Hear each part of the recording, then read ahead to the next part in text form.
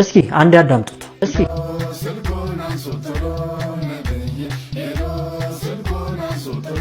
ሰው በአሁኑ ሰዓት ቫይራል እንዲወጣለት ሰው ታዋቂ እንዲሆን የማይፈነቅለው ድንጋይ የለም።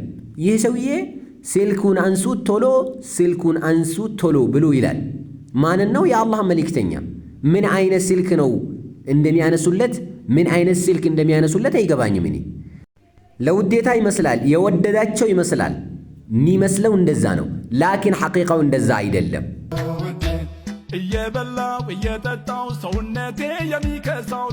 አላህን እያመስክ አላህ የማይወደውን ነገር እየሰራህና ሰውነትህ እንዲፋፋ ነው የምትፈልገው። አላህን አምጻ ሽርክን ሰርተ ኢነሁ መን ዩሽሪክ ቢላህ ፈቀድ ሐረመ አላሁ ዐለይሂ አልጀነ፣ በአላህ የሚያጋራ አላህ በሱ ላይ ጀነትን ሐራም አድርጎበታል የተባለውን ነገር ይህንን ትልቅ ዛቻ ያለበትን ሽርክን እየሰራክ ሰውነትህ እንዲከሳ ነው የምትፈልገው። አላህን አትፈራውም። ምን አይነት ኮንተንት ነው የምታመጡት? የሆነ የሚሰሩት ነገር ሲጠፋባችሁ ሰው የሚቀበላችሁን በቃ ቫይራል የሚትወጡበትን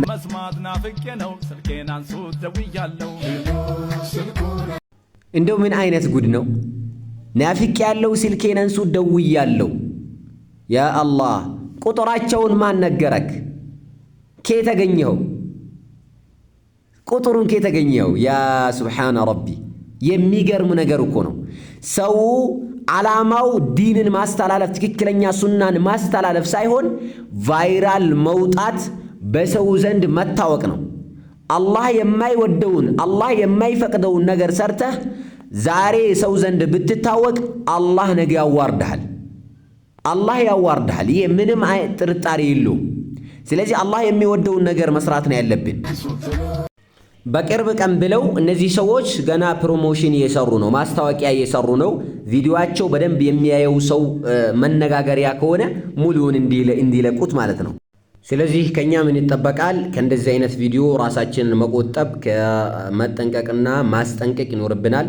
ይህ ቪዲዮ ሽርክ ያለበትና አላህ የማይወደው ተግባር ረሱላችን ሰለላሁ ዐለይሂ ወሰለም ያልፈቀዱት ወይንም የማይፈቅዱት ነገር ነው ያለበት ማለት ነው፣ በውስጡ የሚገኘው ማለት ነው። ስለዚህ መጠንቀቅ ያስፈልጋል። የዛሬው ቪዲዮ ይህንን ይመስላል። ቪዲዮን ለሌሎችም ሼር አድርጉት። ወሰላሙ ዐለይኩም ወረሕመቱላሂ ወበረካቱ።